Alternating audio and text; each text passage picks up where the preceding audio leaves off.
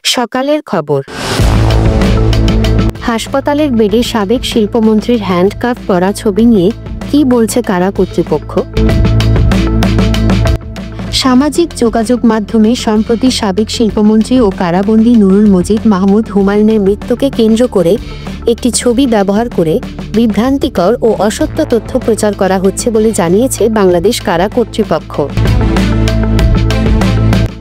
বুধবার 1 অক্টোবর এক সংবাদ বিজ্ঞপ্তিতে কারা কর্তৃপক্ষ জানিয়েছে, সামাজিক যোগাযোগ মাধ্যমে প্রচারিত যে ছবিটি আইসিইউতে চিকিৎসাধীন অবস্থায় তোলা হয়েছে বলে দাবি করা হচ্ছে, সেটি সম্পূর্ণভাবে বিভ্রান্তিকর এবং অসত্য।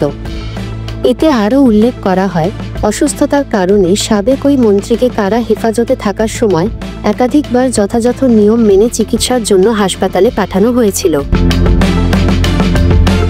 সবশেষ গত 25 সেপ্টেম্বর থেকে মৃত্যুর পূর্ব মুহূর্ত পর্যন্ত তিনি ঢাকা মেডিকেল কলেজ হাসপাতালের আইসিইউতে ভর্তি ছিলেন। বাংলাদেশ কারা কর্তৃপক্ষ জানিয়েছে, প্রতিটি বন্দীর মানবাধিকার এবং মর্যাদা রক্ষায় তারা সর্বদা দায়িত্বশীল ভূমিকা পালন করে থাকে এবং নুরুল মজিদ মাহমুদ হুমায়ুনের ক্ষেত্রেও এর কোনো ব্যতিক্রম হয়নি।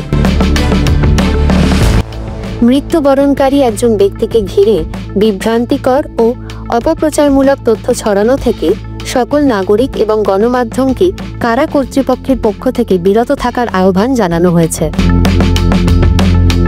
মুগদায় মাদক কারবারির লাঠির আঘাতে এসআই আহত। রাজধানীর মুগদায় মাদক বিরোধী অভিযানে গিয়ে মাদক কারবারিদের লাঠির আঘাতে পুলিশের এক উপপরিদর্শক এসআই আহত হয়েছেন।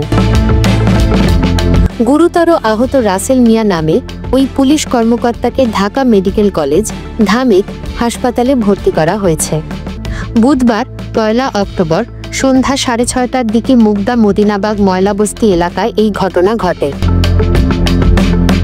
মুগদা থানার ভারপ্রাপ্ত ওসি সাজেদুর রহমান ঘটনার সত্যতা নিশ্চিত করেছেন।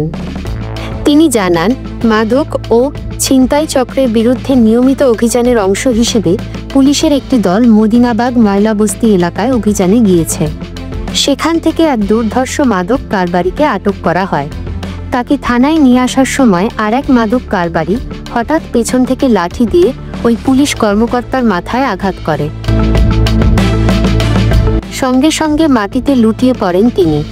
তখন গুরুতর আহত অবস্থায় তাকে সহকর্মীরা উদ্ধার করে ধামেক হাসপাতালে নিয়ে যান। পরে চিকিৎসকরা তাকে হাসপাতালে ভর্তি রাখেন। ওসি আরও জানান, এই ঘটনায় এখন পর্যন্ত কাউকে আটক করা সম্ভব হয়নি। তবে মাদক ও ছিনতাই চক্রের সদস্যদের গ্রেফতারে একাধিক টিম অভিযান চালাচ্ছে।